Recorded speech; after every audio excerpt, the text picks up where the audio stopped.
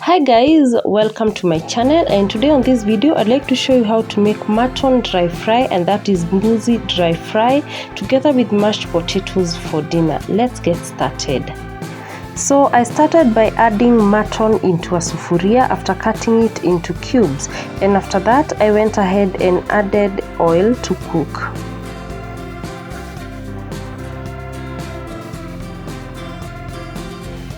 And after that, just stir the mutton well to ensure that the oil is covering all the meat, and also to ensure that the meat doesn't burn in the process of cooking.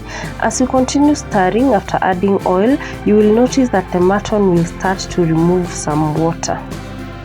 So you're going to cover the sufuria and just leave the mutton to cook for some time.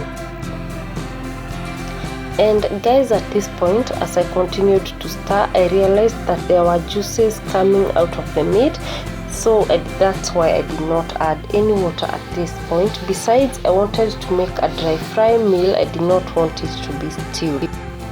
So keep stirring to ensure that the sufuria doesn't burn, and just to ensure that everything is going according to plan. So we are going to allow the mutton to cook until all the water has evaporated, and until you see that it's only oil and the meat that is in the sufuria.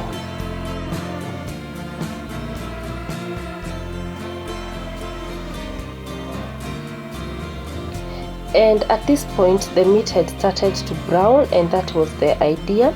So just leave it to brown a little bit more as it continues to cook even on the inside, and be sure to use a low flame to avoid hurrying up the meat.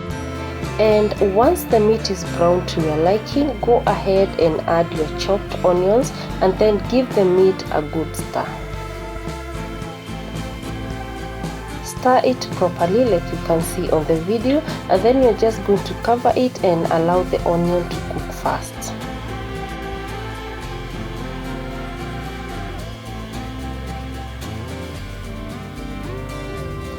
And after the onion is cooked, now this is the point where you add crushed garlic and ginger.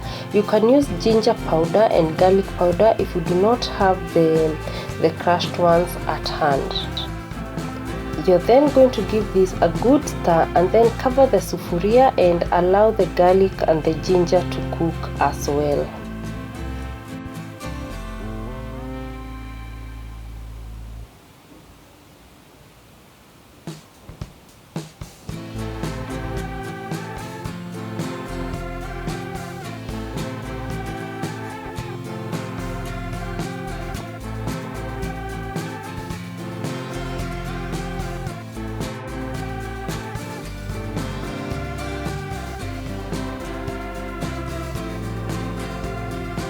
And at this point now the ginger is cooked, so now go ahead and add soy sauce. Now this is optional, you do not have to do it. Add soy sauce and then add a half cup of water, and then give the meat a very good stir, ensuring that all the ingredients come together nicely.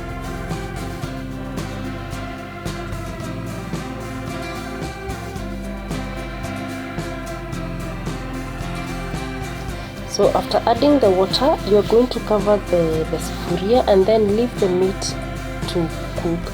And at this point now, go ahead and season your meat. You can add any spices that you fancy.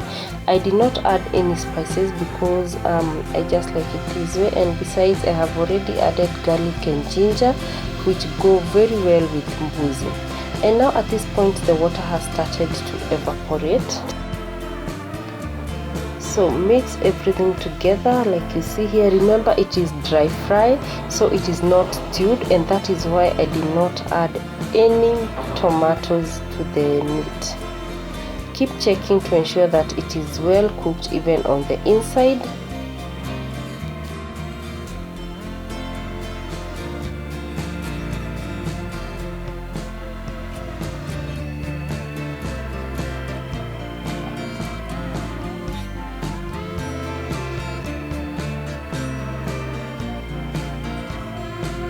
You can see how nice it looks.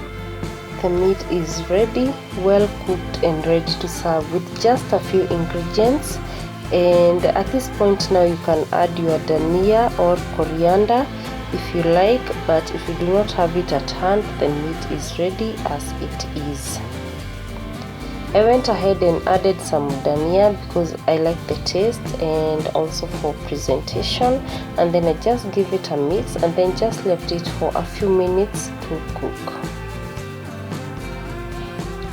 Remember, on this video I'm showing you how I made the full dinner, so I'm also going to make some mashed potatoes to go with the mbuzi. And the best thing about the goat is that it was fully cooked and it was somehow crunchy on the outside, yet inside it was so juicy, and I loved that about it. So in another pan I am frying onions to make the mashed potatoes, and just allowing the onions to cook before moving on with the next step. I have already prepared my potatoes, so at this point it's just adding them into the pan, giving it a good stir, seasoning, and then the rest will follow.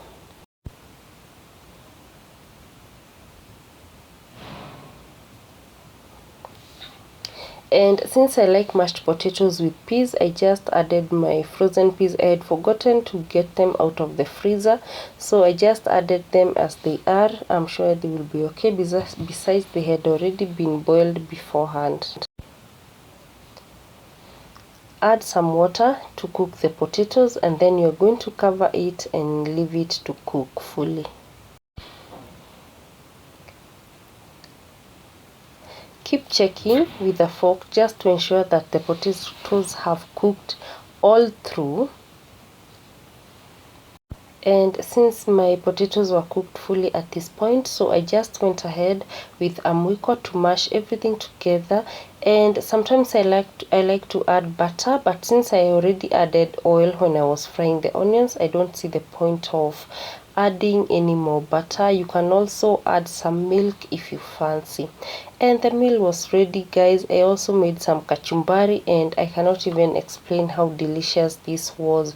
You can only know the deliciousness of this meal by trying it out, and I hope you give it a try. Thank you so much, guys, for watching this video, and I hope to see you guys on my next one. Do not forget to subscribe, to like, and to share, and bye bye.